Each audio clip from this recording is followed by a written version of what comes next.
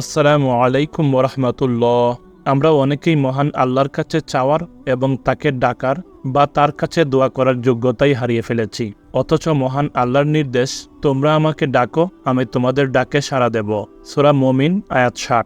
অন্য আয়াতে আল্লাহ বলেন, যখন কোনো প্রার্থনাকারী আমাকে ডাকে তখন আমি তার ডাকে সাড়া দেই। সূরা বাকারা আয়াত 186। দোয়া অর্থ নিরুপায়ভাবে মহান আল্লাহর কাছে নিজেকে নিবেদন করা এবং তার কাছে সাহায্য ও মঙ্গল কামনা করা। পারিভাষিক অর্থে দোয়া দুই প্রকার: দোয়াই ইবাদত, অর্থাৎ সব ইবাদতই এক ধরনের দোয়া, এবং দোয়াই মাসআলা, অর্থাৎ কোনো কিছু মহান আল্লাহর কাছে প্রার্থনা করা।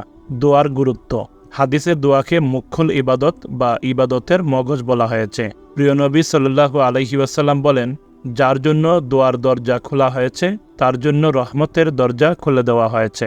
তিরমিজি।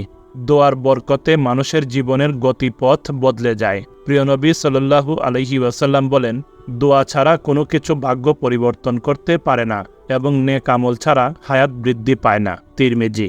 যেসব কারণে দোয়া কবুল হয় না তা হলো পানাহার ও পোশাক হালাল না হওয়া, দোয়ায় ইখলাস ও নিষ্ঠাহীনতা, রক্তের বন্ধন ছিন্নকারীর দোয়া, গুনাহ করা ও গুনাহে অবিচল থাকা, দোয়ায় অমনোযোগী হওয়া, দোয়া কবুলের জন্য তাড়াহুড়া করা, সৎ কাজে আদেশ ও সৎ কাজে নিষেধ না করা।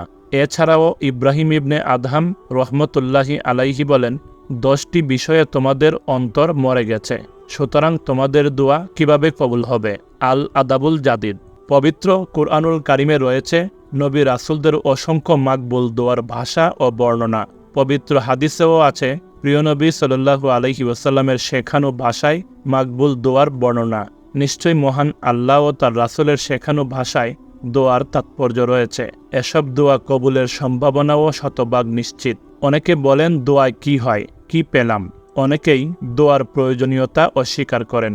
দোয়ার স্থান, কাল, পাত্র বিশেষ নিয়ে বিতর্কে জড়ান। তবে দোয়া কবুল হওয়ার জন্য মহান আল্লাহর ইচ্ছারও তাৎপর্য রয়েছে। কেননা তিনি বলেন, তোমরা ইচ্ছে করলেই কিছু চাইতে পারো না যদি মহাপরাক্রমশালী আল্লাহ ইচ্ছা না করেন। সূরা তাকবীর আয়াত 29। অতএব দোয়ার পদ্ধতি ও আদব জেনে নেওয়া অত্যন্ত গুরুত্বপূর্ণ একটি বিষয়। মহান আল্লাহ তাআলা আমাদের সকলের দোয়া কবুল করুন। আমিন।